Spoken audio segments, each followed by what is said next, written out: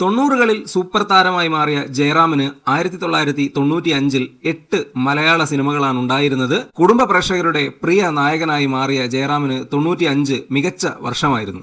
95-ലെ ജയറാമിന്റെ ആദ്യത്തെ റിലീസ് ജനുവരി 12-ന് തിയേറ്ററിലെത്തിയ രാജസേനന്റെ അനിയൻ ബാവ ചേട്ടൻ ബാവ ആയിരുന്നു. റാഫി മെക്കാട്ടിൻ തിരക്കഥയൊരുക്കിയ ഈ ചിത്രം തിയേറ്ററിൽ സൂപ്പർ ഹിറ്റ് വിജയം നേടി. ഫെബ്രുവരി 10-ന് തിയേറ്ററിലെത്തിയ ശ്രീരാഗമായിരുന്നു രണ്ടാമത്തെ റിലീസ്. ജോർജ് ഗിത്തു സംവിധാനം ചെയ്ത ഈ സിനിമ തിയേറ്ററിൽ പരാജയപ്പെട്ടു. ഫെബ്രുവരി 16-ന് തിയേറ്ററിലെത്തിയ കുസൃതിക്കാറ്റായിരുന്നു മൂന്നാമത്തെ റിലീസ്.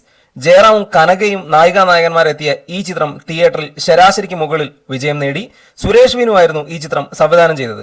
മെയ് 16-ന് തിയേറ്ററിലെത്തിയ തുളസിദാസിന്റെ മിന്നാമിനുങ്ങിനും മിന്നുകെട്ടായിരുന്നു 95-ലെ ജയറാമിന്റെ നാലാമത്തെ റിലീസ്. ശോഭന നായികയായി എത്തിയ ഈ ചിത്രത്തിൽ ജഗദീഷും പ്രധാന കഥാപാത്രമായി എത്തിയിരുന്നു.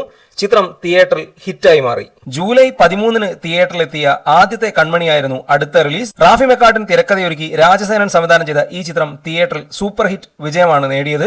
ജയറാം, രാജസേനൻ, റാഫി മെക്കാട്ടിൻ കൂട്ടുകെട്ട് ജനുവരിയിൽ അനിയൻ ബാവ ചേട്ടൻ ബാവയിലൂടെ നേടിയ വമ്പൻ വിജയം ജൂലൈ മാസത്തിൽ ആദ്യത്തെ കൺമണിയിലൂടെയും ആവർത്തിച്ചു. ഒക്ടോബർ 6-ന് തിയേറ്ററിലെത്തിയ സുരേഷ് വിനുവിന്റെ മംഗലം വീട്ടിൽ മാനസേശ്വരി ഗുപ്തയായിരുന്നു 95-ലെ ജയറാമിന്റെ ആറാമത്തെ റിലീസ്. വാണി വിശ്വനാഥ് ജയറാമിന്റെ നായികയായെത്തിയ ഈ ചിത്രം തിയേറ്ററിൽ പരാജയപ്പെട്ടു.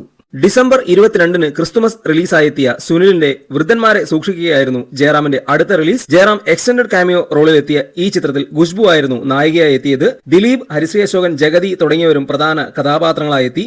ചിത്രം തിയേറ്ററിൽ പരാജയപ്പെട്ടു. ഡിസംബർ 24-ന് തിയേറ്ററിലെത്തിയ റാഫി മെക്കാട്ടിന്റെ പുതുക്കോട്ടയിലെ പുതുമണവാളനായിരുന്നു ജയറാമിന്റെ 95-ലെ അവസാനത്തെയും 8ാമത്തെയും റിലീസ്. ആനി നായികയായെത്തിയ ഈ ചിത്രത്തിൽ ജയറാമിനൊപ്പം പ്രേംകുമാറും പ്രധാന കഥാപാത്രമായി തിളങ്ങി.